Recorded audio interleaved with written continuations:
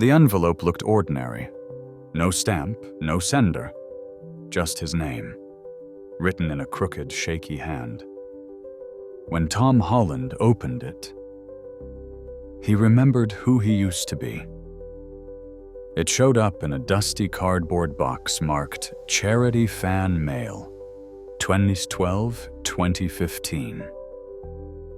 His assistant had been clearing out an old storage room in a studio warehouse when they found it. A bunch of unopened letters from the early days, before the suits, before the blockbusters, before Spider-Man. Tom hadn't meant to go through them. "Just donate them," he'd said casually over the phone. But something, he didn't know what, made him pause when he saw one specific envelope at the top of the stack. It wasn't the color, it wasn't the texture. It was the way his name looked, scrawled, uneven, like a kid had written it, with trembling excitement or fear. He picked it up and flipped it over. No return address, no postmark, just the weight of something forgotten.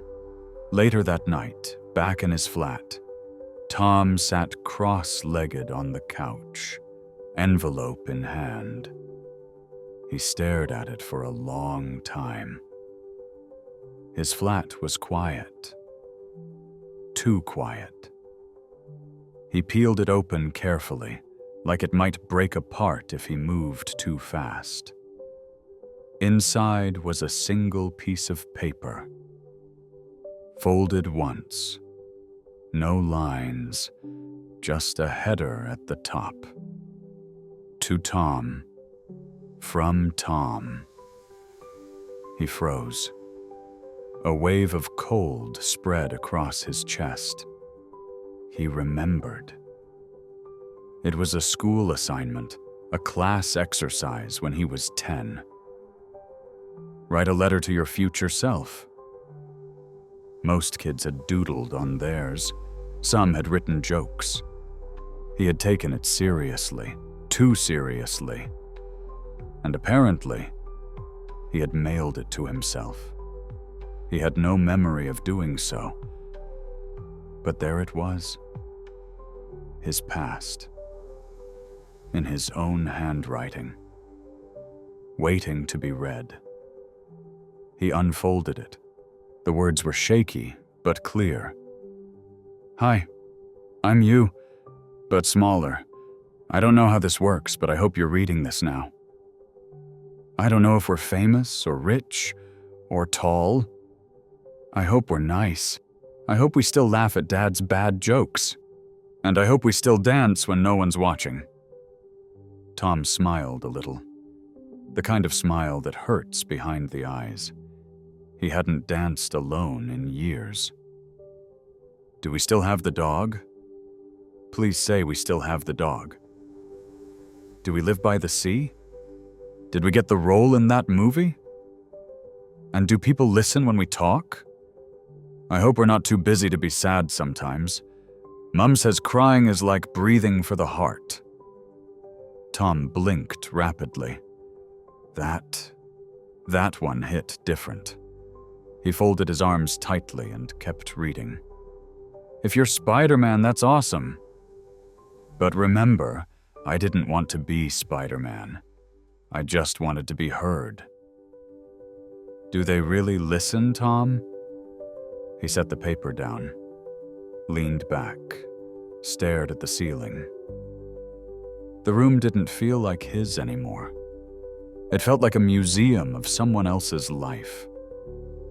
Around him were photos of movie premieres, posters with his face photoshopped into explosions, awards he hadn't dusted in months. None of it looked like the boy who wrote that letter. He looked back at the paper. The words were starting to blur. He didn't even realize he was crying until he felt the tear hit the paper. It smudged the next line. "I hope you still cry when animals die in movies." He laughed, a hollow, cracked kind of laugh. He cried during scenes, Sure, but not when the cameras were off. He had gotten too good at holding it all in. And I hope we say no sometimes, even if people get mad. Mom says it's okay to leave when your chest gets too tight. He folded the letter slowly, held it in both hands, and for the first time in years, he let the silence settle, not as a gap to fill, but as a space to feel.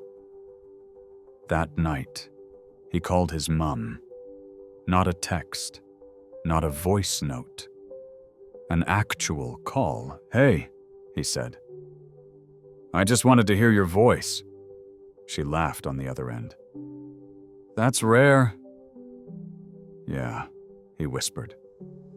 "I know." He didn't post about the letter, didn't make a video, didn't write a caption. But a week later, on his story, he uploaded a picture of a folded, aged piece of paper. No words, just the crumpled texture of time. Fans asked what it was. Some said it was fan mail. Some guessed it was a script. One even said it looked like a prop from a movie. But the truth was, it wasn't a letter he received. It was a voice he had buried. And finally, it had made its way back home.